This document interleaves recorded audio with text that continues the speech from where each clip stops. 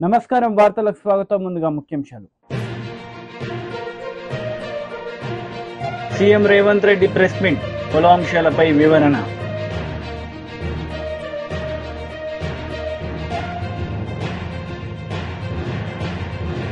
ఏలూరులో సీఎం వైఎస్ జగన్ బహిరంగ సభ, చంద్రబాబు నాయుడుపై ఫైర్.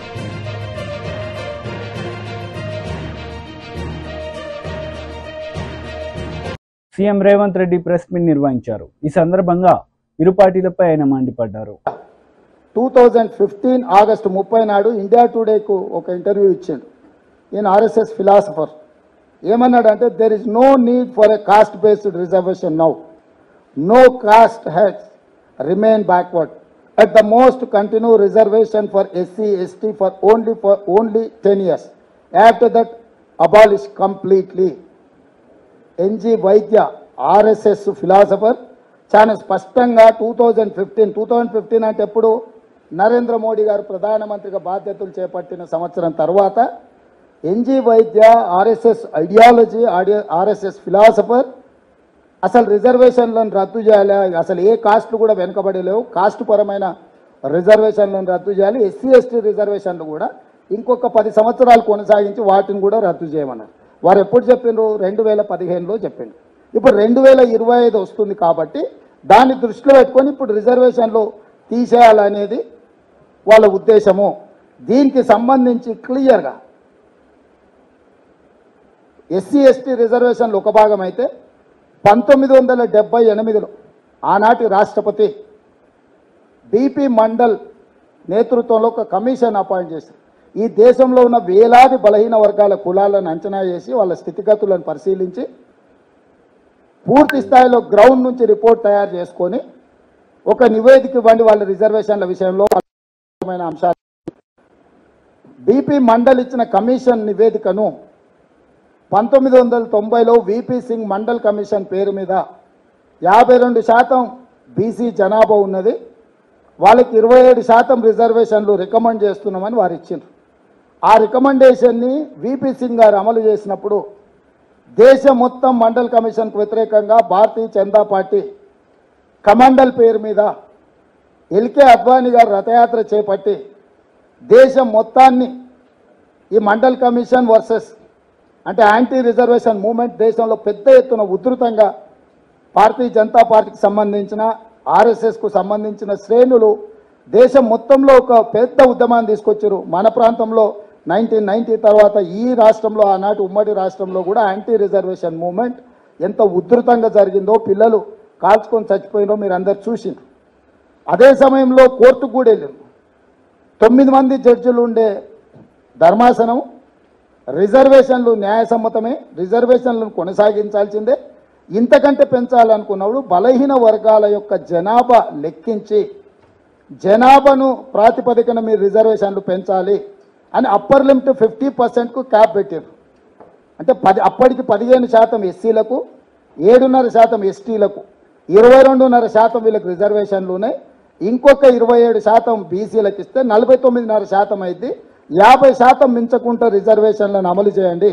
ఒకవేళ 50% అనే పరిమితిని తొలగించాలంటే ఈ దేశంలో బీసీల జనాభాను మొత్తం లెక్కించి ఆ జనాభాను మొత్తం గుర్తించిన తర్వాత మీరు 50% పరిధి దాటే నిబంధనను అప్పుడు మాత్రమే తొలగించడానికి అవకాశం ఉంటుందని Indira Sahani versus Union of India కేసులో స్పష్టంగా చెప్పింది.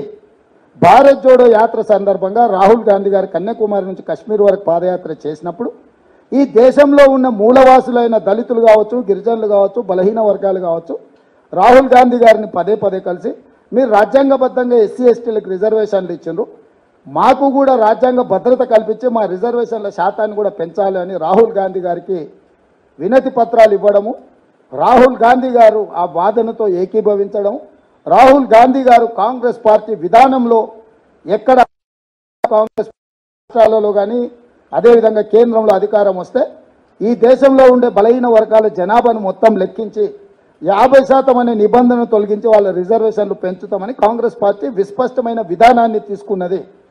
ఆ విధానంలో భాగంగానే మా ప్రభుత్వం వచ్చిన ఎంబడే మంత్రివర్గంలో ఆమోదింపజేసుకొని శాసనసభలో చర్చ చేసి బీసీ జనాభాను లెక్కించడానికి అపాయింట్ చేసుకుంటా గవర్నమెంట్ నిధులు కూడా మేము ఇవ్వడం జరిగింది. ఇది మా విధానం.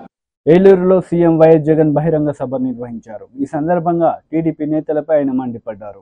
రాష్ట్ర చరిత్రలో ఎప్పుడూ జరగని విధంగా ఏకంగా చట్టం చేసి మరి 50% నా అక్క చెల్లెమ్మలకు నామినేటెడ్ పై ఇచ్చే పదవులు కానీ నామినేటెడ్ పై ఇచ్చే కాంట్రాక్టుల్లో కానీ ఏకంగా చట్టం చేసి నా అక్క చెల్లెమ్మలకు ఇస్తా ఉన్నా ప్రభుత్వం ఏదైనా ఉంది అనంటే అది జరిగింది ఎప్పుడైనా ఉంది అనంటే అది ఈ 59 నెలల కాలంలోనే మీ బిడ్డ హయాంలోనే అని కూడా ఈ సందర్భంగా చెప్పడానికి గర్వపడతా ఉన్నా.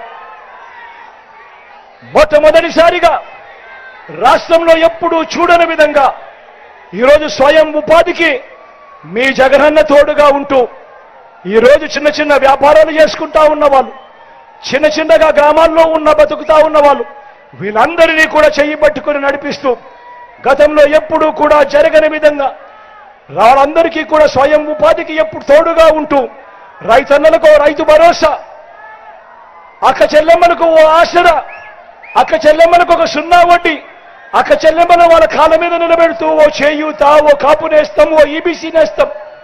ఈరోజు ఆటోలు టాక్సీలు డ్రైవర్లకు సొంతంగా నడుపుకుంటా ఉన్న వాళ్లకు ఓ వాహనమిత్ర, నేతన్నలకు ఈరోజు నేతన్న నేస్తం, మత్స్యకారులకు ఈరోజు మత్స్యకార భరోసా. ఈరోజు చిన్న చిన్న వ్యాపారాలు చేసుకుంటా ఉన్నా నా అక్క చెల్లెమ్మల కుటుంబాలకు ఓ తోడు, ఓ చేదోడు, ఓ లానేస్తం. మొట్టమొదటిసారిగా ఎంఎస్ఎంఈలకు గతంలో ఎప్పుడూ జరగనంతగా ప్రోత్సాహం.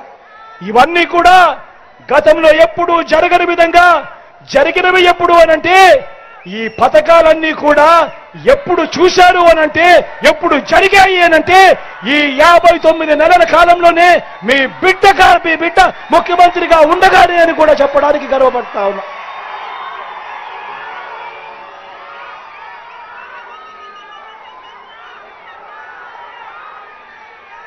ఆలోచన చేయమని చెప్పి కోరుతా ఉన్నాం. సంస్కరణలను తీసుకొచ్చాం, పథకాలు తీసుకొచ్చాం, ప్రతి పేదవాడి బతుకును మార్చాలని అడుగులు పడతా ఉన్నాయి. మొట్టమొదటిసారిగా గ్రామం బాగు కోసం, మొట్టమొదటిసారిగా వార్డు బాగు కోసం, మొట్టమొదటిసారిగా ఈరోజు గ్రామ వార్డు సచివాలయాలు వచ్చాయి అనంటే ఈరోజు 600కు పైగా సేవలు ఈరోజు గ్రామంలో అవన్నీ కూడా అందిస్తా ఉన్నాయనంటే 60-70 ఇళ్లకు ఈరోజు ఒక వాలంటీర్ వ్యవస్థ అందుబాటులో ఉన్నారు అనంటే ఈరోజు ఎక్కడా కూడా లంచాలు లేకుండా వివక్ష లేకుండా నేరుగా ఇంటికే వచ్చే పెన్షన్ వస్తా ఉంది అనంటే, నేరుగా ఇంటికే పౌర సేవలు అందుతా ఉన్నాయనంటే, నేరుగా ఈరోజు ఇంటికే పథకాలు అందుతా ఉన్నాయనంటే గతంలో ఎప్పుడూ కూడా జరగని విధంగా ఈరోజు గ్రామ స్థాయిలోనే వార్డు స్థాయిలోనే ఈరోజు వార్డు క్లినిక్లు, గ్రామ క్లినిక్లు, ఈరోజు విలేజ్ క్లినిక్లు ఈరోజు కనపడతా ఉన్నాయనంటే నాడు నేడుతో బాగుపడిన గవర్నమెంట్ స్కూళ్ళు మన కళ్ళ ఎదుటే కనిపిస్తా ఉన్నాయనంటే ఆ హాస్పిటళ్ళు, ఆ స్కూళ్ళు మన కళ్ళ ఎదుటనే ఈరోజు ఇంగ్లీష్ మీడియం బడులు కనిపిస్తా ఉన్నాయనంటే ఈరోజు మన గ్రామంలోనే ఒక మహిళా పోలీస్ కనపడతా ఉంది అనంటే ఇంటింటికి ఆరోగ్య సురక్ష వస్తా ఉంది అనంటే ఈరోజు గ్రామంలో ప్రతి ఒక్కరికి కూడా ఫ్యామిలీ డాక్టర్ అందుబాటులో ఉన్నాడు అనంటే ఈరోజు గ్రామానికే ఫైబర్ గ్రిడ్ వచ్చింది అనంటే కడతా ఉన్న డిజిటల్ లైబ్రరీలు కనిపిస్తా ఉన్నాయనంటే ఇవన్నీ సంస్కరణలు జరిగింది కేవలం ఈ 59 నెలల కాలంలోనే మీ బిడ్డ ముఖ్యమంత్రిగా ఉండగానే కాదా అని అడుగుతా ఉన్నాను.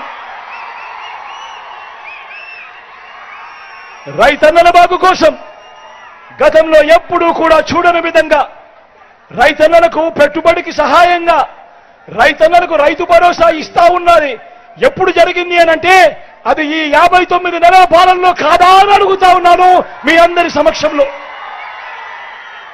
ఈరోజు ప్రతి గ్రామంలోనూ రైతన్నలకు చెయ్యి పట్టుకొని నడిపిస్తూ ఒక ఆర్బీకేలు, రైతన్నలకు ఈ క్రాప్, రైతన్నలకు ఉచిత పంటల బీమా, రైతన్నలకు సమయానికే సీజన్ ముగిసేలోగానే రైతన్న చేతిలో ఇన్పుట్ సబ్సిడీ, రైతన్నలకు ఈరోజు 0 వడ్డీకే పంట రుణాలు, పగటిపూటే 9 గంటలు నాణ్యమైన విద్యుత్తు రైతన్నకి ఇవాళ జరుగుతా ఉంది అనంటే మీరే గమనించండి.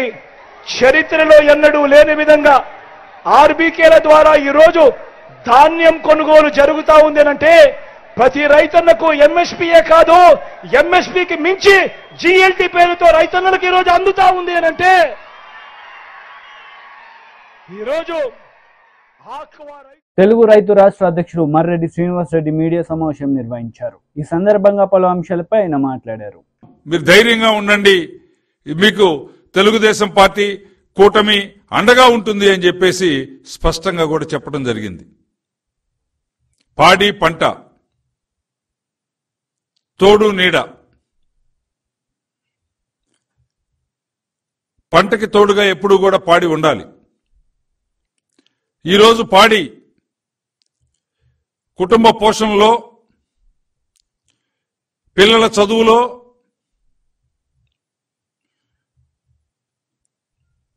పెద్ద ఎత్తున తోడ్పాటు అందిస్తున్నటువంటి విషయం రాష్ట్రంలో ప్రజానీకానికి అందరికి కూడా తెలుసు. అలాంటి పాడిని అభివృద్ధి చేయటం కోసం గతంలో ఏదైతే తెలుగుదేశం పార్టీ అధికారంలో ఉన్నప్పుడు పశువులు కొనుగోలు కోసం రుణాలు మంజూరు చేసి నాణ్యమైనటువంటి పాల దిగుబడి కలిగినటువంటి పశువుల్ని ఇతర రాష్ట్రాల నుంచి కూడా ఇక్కడికి తీసుకొని వచ్చి ఏ విధంగా అయితే పాడి పరిశ్రమను అభివృద్ధి చేశారో, నాణ్యమైనటువంటి దానాన్ని, మంచి బ్రీడ్ని, పశు వైద్యాన్ని, మందుల్ని అందుబాటులోకి తీసుకొని వచ్చి సబ్సిడీకి ఏ విధంగా అందించారో, గోకులాలు నిర్మించి, గోశాలలు నిర్మించి, గోపాల మిత్రుల్ని రిక్రూట్ చేసి ప్రతి గ్రామానికి కూడా, గ్రామంలో ఉండేటువంటి ప్రతి పశువుకు కూడా ఈ వైద్యం అందే విధంగా ఏ విధంగా చర్యలు తీసుకున్నారో వాటన్నిటినీ తిరిగి ఈ 5 సంవత్సరాలుగా మరుగున పడిపోయి దెబ్బతినిపోయినటువంటి పాడి రంగాన్ని తిరిగి పునరుద్ధరించేదానికోసం, గ్రామ సేవల్లో వెలుగులు నింపేదానికోసం మాన్య శ్రీ చంద్రబాబు నాయుడు గారి తెలుగుదేశం, జనసేన, బీజేపీ కూటమి ఎన్నికల మేనిఫెస్టో రిలీజ్ చేసినప్పుడు చాలా స్పష్టంగా చెప్పడం జరిగింది. అదేవిధంగా గత 5 సంవత్సరాలుగా మచ్చుకు కూడా కానరాని భూసార పరీక్షల నుంచి సూక్ష్మ ధాతు లోపాలను నివారించేటువంటి మైక్రో న్యూట్రియంట్స్ అందించే దగ్గర నుంచి బీడు పారినటువంటి భూముల్ని, మల్లబడినటువంటి భూముల్ని దున్ని సేద్యానికి అనుగుణంగా మార్చేదానికి ఆనాడు చంద్రబాబు నాయుడు గారు అందించినటువంటి రైతు రథాల దగ్గర నుంచి ఎన్టీఆర్ జలసిరి ద్వారా పాతాళ గంగని భూమిపైకి తీసుకొని వచ్చి రైతాంగానికి తోడు నిలిచిన దగ్గర నుంచి విద్యుత్ కనెక్షన్స్ అందుబాటులో లేక సుదూర ప్రాంతాల్లో బోర్లు వేసుకున్నటువంటి రైతాంగానికి కూడా కేవలం 50,000 రూపాయలతోటి 5 లక్షల విలువ చేసేటువంటి సోలార్ పంపు సెట్లు అందించిన దగ్గర నుంచి దేశంలోనే మొట్టమొదటి స్థానంలో నిలిపే విధంగా ఈ రాష్ట్రంలో 13 లక్షల ఎకరాలకు పైగా భూములకి మైక్రో ఇరిగేషన్ ద్వారా నీరు అందించిన అంశం దగ్గర నుంచి వీటన్నిటినీ కూడా తిరిగి పునరుద్ధరించడం ద్వారా 9 గంటల నాణ్యమైనటువంటి విద్యుత్తుని పగటి పూట రైతాంగానికి వ్యవసాయానికి అందించడం ద్వారా తిరిగి వ్యవసాయాన్ని ఆంధ్రప్రదేశ్లో లాభసాటిగా మార్చాలి. విత్తనం నుంచి విక్రయం వరకు రైతుకి అండగా ఉండేదానికోసం ఇప్పుడు నడుస్తున్నటువంటి వైఎస్ఆర్ ప్రభుత్వంలో ఏ విధంగా అయితే వైఎస్ఆర్సీపీ పార్టీ అధికార ప్రతినిధి నాగార్జున యాదవ్ మీడియా సమావేశం నిర్వహించారు. ఈ సందర్భంగా టీడీపీ నేతలపై ఆయన మండిపడ్డారు. చంద్రబాబు, నువ్వు జగన్మోహన్ రెడ్డి గారిని విమర్శించడం ఏమైనా నైతికత ఉందని అనిపించుకుంటుందా మీకు? దాంతోపాటు మరొక మూర్ఖుడు లోకేష్ ఏమంటాడు, జగన్మోహన్ రెడ్డి గారు బ్యాండేజ్ బబ్బులు అని అంటాడు. లోకేష్, నేను మిమ్మల్ని అడుగుతున్నా, చంద్రబాబు నాయుడు రాజమండ్రి సెంట్రల్ జైల్లో ఉన్నప్పుడు తల మీదున్న వెంట్రుక నుంచి అరికాలు దాకా లేని రోగం లేదని చెప్పాడు కదా. ఆ ఆరోగ్య సమస్యల్ని చూపించే కదా బెయిల్ వచ్చింది. ఈరోజు చంద్రబాబు నాయుడు బయటకు వెళ్తున్నాడు. లోకేష్, నువ్వు, నీ తల్లి, లేకపోతే నీ భార్యమని అందరు కలిసి ఏమైనా పసరు నూరి చంద్రబాబు నాయుడు నోట్లో పోసాడా ఆ ఆరోగ్య సమస్యలన్నీ పోయినాయి? అటువంటి పసరు, అటువంటి ఫార్ములా ఏమైనా ఉంటే రాష్ట్ర ప్రజలకు చెప్పొచ్చు కదా. బ్యాండేజ్ బబ్లు అంటున్నారే, నిన్నేమని పిలవాలి? ఫ్యాటీ బంటి లోకేష్ అని పిలిస్తే సరిపోతుందా? స్విమ్మింగ్ పూల్ స్వీటీ అని పిలిస్తే సరిపోతుందా? అమెరికాలో తిరిగినటువంటి బఫూన్ గార్డ్ అని పిలిస్తే సరిపోతుందా? కాబట్టి లోకేష్, నోరు అదుపులో పెట్టుకో. నువ్వు ఇంట్లో రాయ ఎత్తలేని వాడివి వీధిలో రాయి ఎత్తుతానని ప్రగల్భాలు పలికితే జాగ్రత్త. ఇటువంటి జగన్మోహన్ రెడ్డి గారి పైన ఇటువంటి తప్పుడు సంభాషణలు చేస్తే, తప్పుడు ప్రేలాపనలు పేలితే మాత్రం అంతకంతకు అనుభవిస్తావు లోకేష్. జాగ్రత్తగా ఉంటే మంచిది అనుకుంటా. మరొకటి, పరాయి ఆస్తులను దోచుకుంటున్నాడు జగన్మోహన్ రెడ్డి. జగన్మోహన్ రెడ్డి గారి డిఎన్ఏలోనే దోచుకోవడం ఉందని మరో మూర్ఖుడు పవన్ కళ్యాణ్ అంటాడు. తప్పే లేదు పవన్ కళ్యాణ్, నువ్వు పరిటాల ఆస్తులను దోచుకుంటేనే నీకు గుండు కొట్టించారు. పరిటాల రవి ఆస్తుల్ని దోచుకుంటారని తెలిస్తే నిన్ను గుండు కొట్టించి సున్నం బొట్లు పెట్టి గాడిదల మీద ఊరేగించిన వైనం తప్పే లేదు. నీలాంటి తప్పుడు వాడికి అటువంటి శిక్ష పడాల్సిందే. జగన్మోహన్ రెడ్డి గారి డిఎన్ఏలో రైతులకి ఇవ్వడంగానే తెలుసు, అమ్మఒడి పంచడమే తెలుసు, పేద రైతుల్ని ఆదుకోవడం తెలుసు, మహిళా పక్షపాత వేయడం తెలుసు, యువతకు ఉద్యోగాలు ఇవ్వడం తెలుసు, విద్యార్థికి పుస్తకాలు ఇవ్వడం తెలుసు. జగన్మోహన్ రెడ్డి గారి రాజకీయ జీవితంలో ఇవ్వడమే గాని తీసుకోవడం అనేటువంటి తెలియనటువంటి నాయకుడు మా జగన్మోహన్ రెడ్డి గారు. కాబట్టి తీసుకోవడం, దాచుకోవడం, దోచుకోవడం అనేది నీ దత్తత తండ్రి చంద్రబాబు నాయుడికి తెలుసు. లేకపోతే బీజేపీ రాష్ట్ర అధ్యక్షుడు కిషన్ రెడ్డి మీడియా సమావేశం నిర్వహించారు. ఈ సందర్భంగా పలు అంశాలపై ఆయన మాట్లాడారు. ఈ గాడిద గుడ్డు తప్ప అని ప్రజలకు వివరిస్తున్నాడు. ఆ స్థాయికి దిగజారిండు. గాడిద గుడ్డు తప్ప ఈరోజు తెలంగాణ ప్రజలకు ఎన్నికల ముందు చెప్పాల్సిందేమీ లేదు. నిన్న మొన్న రాజ్యాంగం అన్నాడు, నిన్న సాయంకాలం నుంచి గాడిద గుడ్డు పెట్టుకొని ఊరేగుతున్నాడు.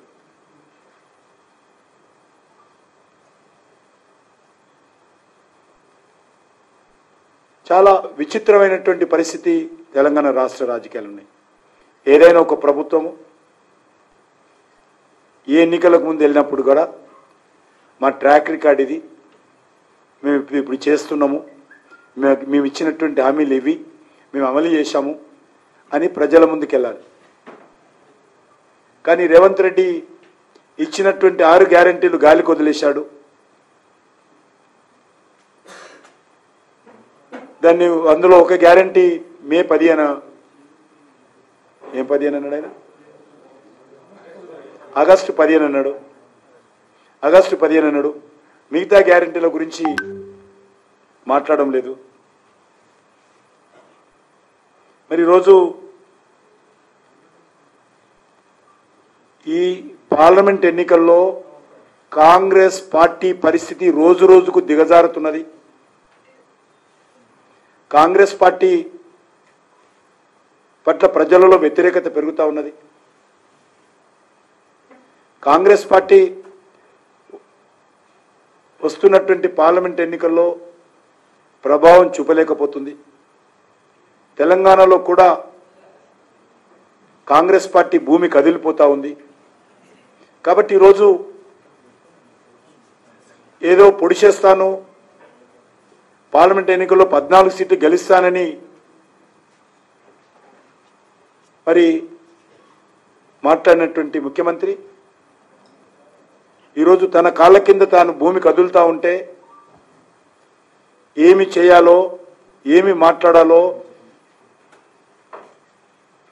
అర్థం కాని పరిస్థితుల్లో ముఖ్యమంత్రి ప్రతిరోజు ఒకటి మాట్లాడుతూ ఉన్నాడు. మొన్న రాజ్యాంగం అన్నాడు, ఆ తర్వాత ఒక హోంమంత్రి వీడియో మార్ఫింగ్ చేయించిండు. తన కాంగ్రెస్ పార్టీ అధ్యక్షుడిగా కాంగ్రెస్ పార్టీ అఫీషియల్ ట్విట్టర్లో మార్ఫింగ్ వీడియో పెట్టాడు. ఈయన ఏదైతే మాట్లాడాడో అదే మార్ఫింగ్ వీడియో పెట్టాడు. మళ్ళీ గుజరాత్ పౌరుషం అంటాడు, తెలంగాణ పౌరుషం, గుజరాత్ పౌరుషం. మళ్ళీ ఈరోజు వచ్చి గాడిద గుడ్లు పెట్టుకొని ఊరేగుతున్నాడు. నాకు తెలిసినంత వరకు గాడిద గుడ్లు ఎక్కడుంటాయో ఎట్లుంటాయో తెలియదు. ఒక రేవంత్ రెడ్డికే బాగా తెలిసినట్టుంది గాడిద గుడ్లు.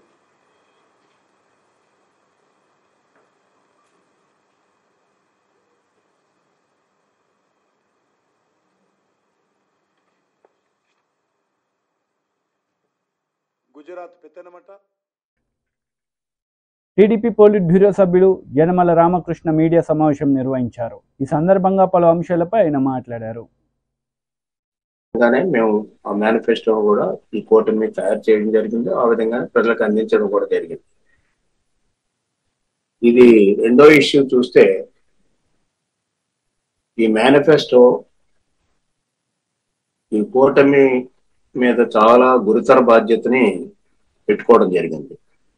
ఈ మేనిఫెస్టో వల్ల చాలా బాధ్యతలు పెరుగుతాయి రేపు రాబోయేటువంటి కూటమి యొక్క ప్రభుత్వం మీద.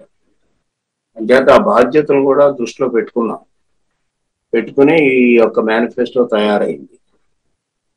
అంచేత ముందు రాష్ట్రం ఏ విధంగా అయితే సర్వనాశనం అయిందో, ఈ 5 సంవత్సరాల్లో ఈ ప్రభుత్వం నాశనం చేసిందో జగన్ ప్రభుత్వం, ఆ వినాశనం నుంచి ఈ ఆంధ్రప్రదేశ్ ని విశిష్ట దిశకి తీసుకెళ్లాలనేటువంటి ఉద్దేశంతో మేనిఫెస్టో తయారు చేయడం జరిగింది. అందుచేత ఆ విజన్ దృష్టిలో పెట్టుకుని చేశాం ఈ మేనిఫెస్టో, కూటమి యొక్క మేనిఫెస్టో. దీంట్లో ముఖ్యంగా అన్ని రంగాలకి కూడా సరి అయినటువంటి ప్రాతినిధ్యం రావాలి, అన్ని వర్గాలకి కూడా సరి అయినటువంటి ప్రాధాన్యత ఉండాలనే ఉద్దేశంతో కూడా తయారు చేయడం జరిగింది. అంచేత ఈ మేనిఫెస్టో తూచా తప్పకుండా అమలు జరగడానికి అనుకూలంగా ఉందని చెప్పడంలో ఏ విధమైన సందేహం లేదు. కాకపోతే ప్రజలకు కానీ కొంతమంది ఇంటలెక్చువల్స్ కానీ ఒక అనుమానం వస్తుంది. అయితే ఇప్పుడే ప్రభుత్వం, ఇప్పుడు ఉన్నటువంటి ప్రభుత్వం దాదాపు దగ్గర 14 లక్షల కోట్ల అప్పులు చేశారు కదా. ఈ అప్పులు మునిగిపోయామని మీరే అంటున్నారు కదా. భవిష్యత్తులో ఈ మేనిఫెస్టో అడిషనల్ గా మనం చేయడానికి ఏ విధంగా నిధులు వస్తాయనేటువంటి కొంత సందేహాలు ఉండనేటువంటి సహజం. దాన్ని క్లారిఫై చేయవలసిన బాధ్యత కూడా కూటమి మీద ఉంటుంది. దాంట్లోనే కొద్దిగా నాకు అనుభవం ఉన్నంత వరకు కూడా క్లారిఫై చేయాలనే ఉద్దేశంతో ప్రెస్ మీడియా మీటింగ్ కూడా పెట్టడం జరిగింది. మొట్టమొదటిగా చూస్తే రెవెన్యూస్ ఎట్లా పెంచుకోవాలనే దాని మీద మనం దృష్టి పెట్టవలసినటువంటి అవసరం ఉంది. ఆ విధంగానే దృష్టి పెడతాం రేపు కూటమి నేతలంతా కూడా, కూటమి పార్టీ ఇదంతా కూడా. ఇంచేతంటే ముఖ్యంగా ముందు మనకు ఉండేటువంటి న్యాచురల్ రిసోర్సెస్, ఈ న్యాచురల్ రిసోర్సెస్ కానీ మనం సక్రమంగా ప్రభుత్వం పరంగా ఉపయోగించుకున్నట్లయితే దీనివల్ల చాలా ఆదాయాలు వస్తాయి. ఇప్పుడు ఉదాహరణకు ఇసుక ఉంది. ఇసుక వీళ్ళు ఓచర్లు కూడా తీసుకోకుండా ఏదో నామినల్ గా 10% అక్కడ ఓచర్ తీసుకుని 90% ఇది అన్అఫీషియల్ చేతుల్లో పోతుంది. అంటే ట్రెజరీకి రావడం అది అమౌంట్.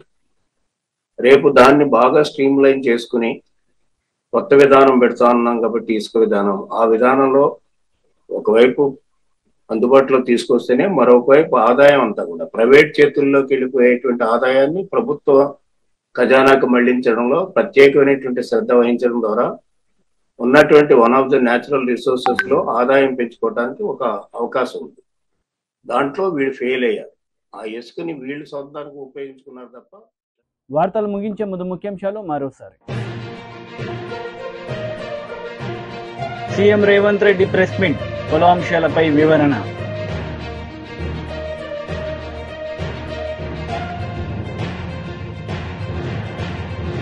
ఏలూరులో సీఎం వైఎస్ జగన్ బహిరంగ సభ, చంద్రబాబు నాయుడుపై ఫైర్.